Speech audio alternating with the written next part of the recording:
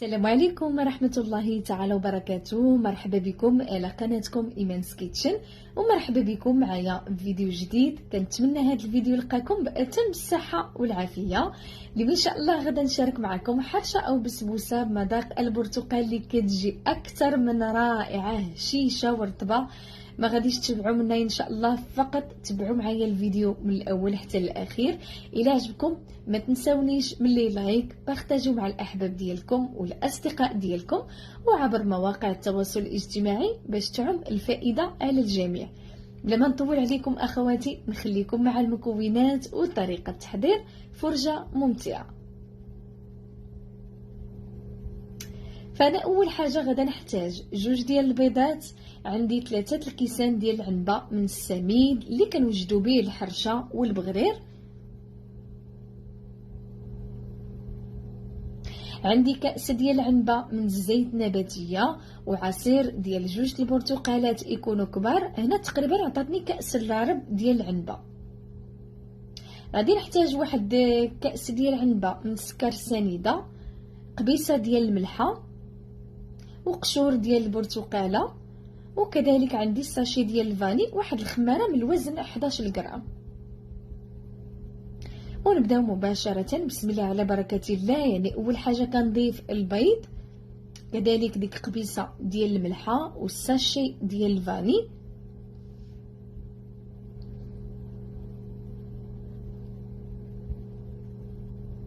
غادا نضيف عليهم السكر، وكنخلط هاد المكونات كلها مع بعضها حتى كينسجم لينا داك السكر مع البيض.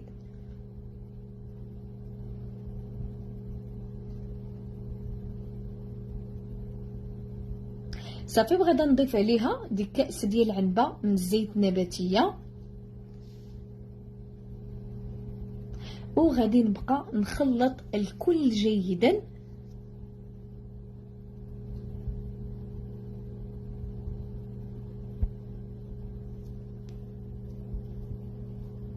حتى كنتحصلوا على هذا القوام.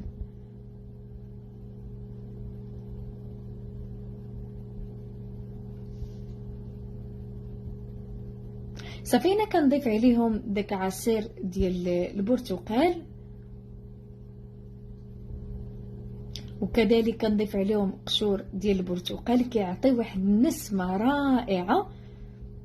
صافي، انايا كنخلط الكل جيدا، ومن بعد غادا نجيب داك السميد.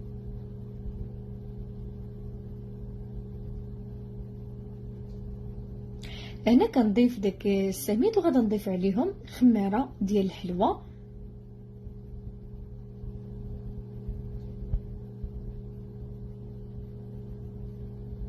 وكنبقاو نخلطو غير بالمهل. يعني هنا كيف كتعرفوا ان السميد راه كيشرب. هنا خدات لي 3 الكيسان ديال العنبه بالضبط. صافي، كتبقاو تخلطوا غير شويه بشويه. الخليط ما كيكونش ثقيل بزاف، يعني راه كيبقى شويه خفيف. كتعرفوا ان السميده راه دغيا كتشرب. هذا هو القوام اللي كنتحصلوا عليه.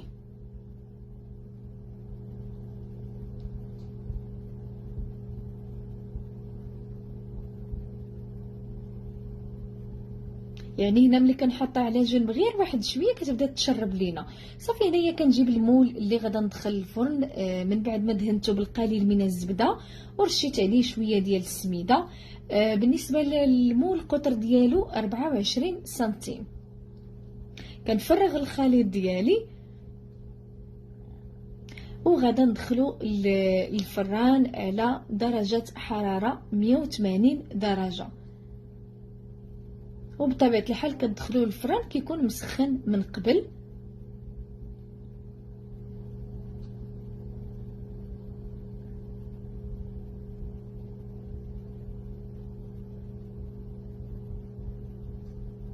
صافي، هنايا كيف قلت لكم غادا ندخلوا الفران على درجه حراره 180 درجه. الفران يكون مسخن من قبل. كتخليوها حتى كطيب، من بعد كتحمروها من الوجه ديالها، تنقصوا على العافيه، تخليوها مهيله باش تاخذ لكم داك اللون الذهبي. وغادا نتلاقاكم ان شاء الله. المهم تقريبا كتاخذ لينا الوقت ديال 20 حتى ل 25 دقيقه على حسب كل سيده والفرن ديالها. وهنا من بعد ما خرجت الحرشه ديالي او البسبوسه من الفرن، راه ما نقولش لكم واحد الريحه طالعه من الفران كتشهي بداك المذاق ديال البرتقال. ان شاء الله تجربوها، راه اكيد غادا تنال الاعجاب ديالكم، وراها سهله يعني ما كطلبش منا واحد الوقت. وهنا كنخليوها يعني حتى كتبرد تماما. من بعد غادا نزولها من المول، وانا كنكون حطيتها في طبق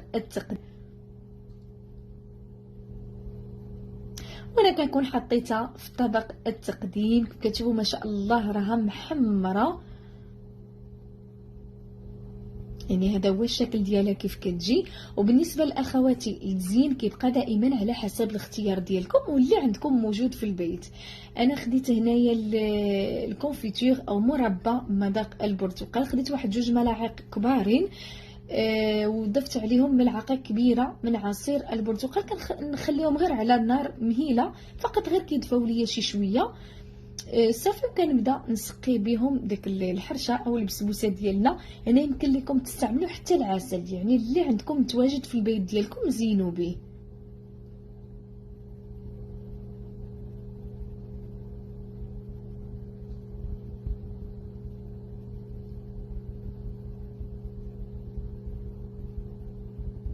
صافي انا كنحاول هنا نعمل في الجوانب باش هكاك تشرب ليا.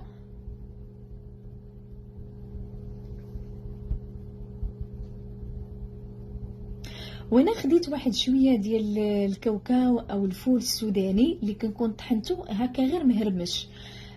وبالنسبه لكم لا عندكم الكاوكاو والجوز الهند، يعني اي حاجه اللوز اللي عندكم ديروه به، راه كتجي رائعه وكتستحق تجربه. وتوجدوها هكا الكسكروت الوليدات. وان شاء الله اخواتي تنال الاعجاب ديالكم وتجربوها. ان شاء الله اكيد غادا تنال الاعجاب ديالكم. المهم كثرت عليكم الهضره، ولكن بغيت نوصل لكم انها راه كتجي بنينه ما تشبعوش منها. هنا غادا نقطع عليكم ان شاء الله باش تشوفوا الشكل ديالها كيف كيجي من الداخل. راه كتجي هشيشه وكذلك خفيفه، يعني ما تشبعوش منها ان شاء الله. ولا عجبكم الفيديو ما تنساونيش من لي لايك، بارطاجيو مع الاحباب ديالكم والاصدقاء ديالكم وعبر مواقع التواصل الاجتماعي باش تعم الفائده على الجميع. شكرا للاخوات الجدد اللي التحقوا بالقناه، وكذلك كنشكر الاخوات القدام معنا. شكرا لكم على حسن التتبع والمتابعه. انا غادي نحطها في الطبيسيل وغادي نقسمها معكم باش تشوفوا كيف كتجي هشيشه ورطبه.